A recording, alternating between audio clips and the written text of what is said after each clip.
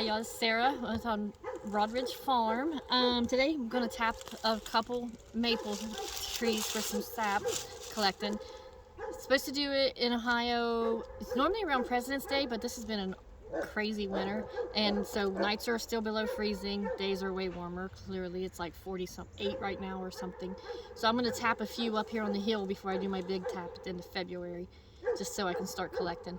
But let me show you a couple things here.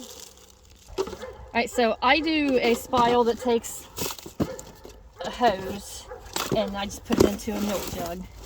So as you can see, milk jug, it's clean, it's dry, everything. So I just cut like a slight X in the lid. That way I can fit the hose right down in top. Now, there you go. There you go. That's the system I use. And then my drill, when I ordered this system, it came with its own drill bit. So it is only used for maple tapping. And we put it on, hold on, let me get it in here. Oh, wrong way.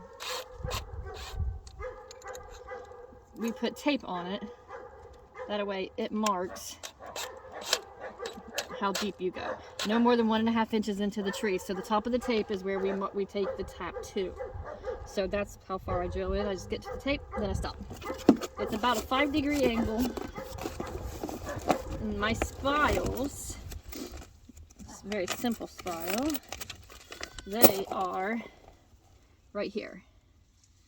This part goes into the tree. You'll see the flange here that kind of stops when it gets to the tree, and then the tube fits right over top of this. So right here, you'll see where I tapped it last year.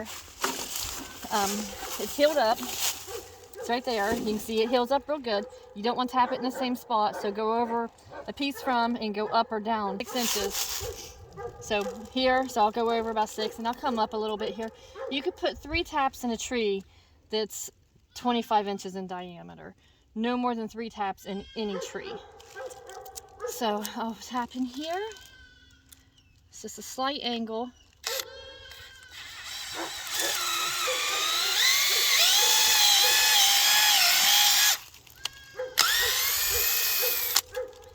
There's that. Get your pocket knife, have it ready. Clean out all the wood chips, the little wood pieces.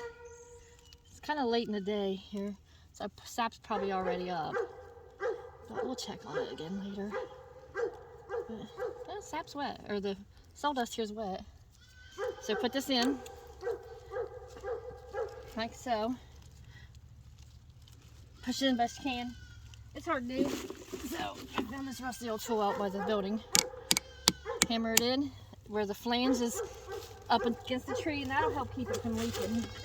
Then I simply just take my hose, stick it on here, like that. And then I have string where I tie it around the tree so as not to lose. Yeah, because once it gets full, the weight of it's just going to pull right off the bucket here, or the jug. So I just tie it up, that way I don't lose it and spill everything. And then I'll start collecting sap. Hopefully tomorrow morning I'll have some on there.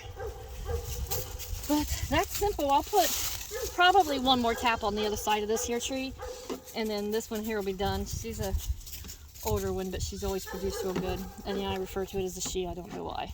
Ignore the fence post, we're fixing the fence in this piece of the hill, that way we can move the goats over to here.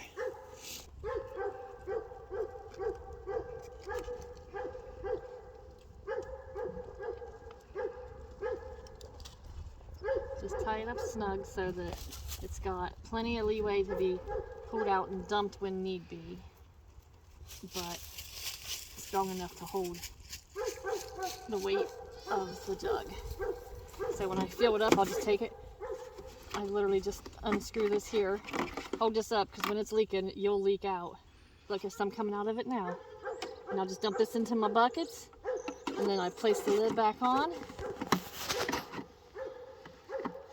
And then let go, and I'm done till I collect again next time. But can you see that coming out there, sis? Yeah. A little bit. Okay, you can see a little bit. All right. Well, it's starting to work. Oh, there we go. Dropped into the bucket. So I'll do a couple more for sure up here, and then at normal high time I'll hit it big. I got 25 spiles that I've got places to tap. Maple tree, I can only identify leaves. Clearly, there ain't no leaves up here, but I have a brother who's a logger, so he's my cheat sheet. He just takes me and shows me all the maples if I can't remember for sure. I gotta learn to bark.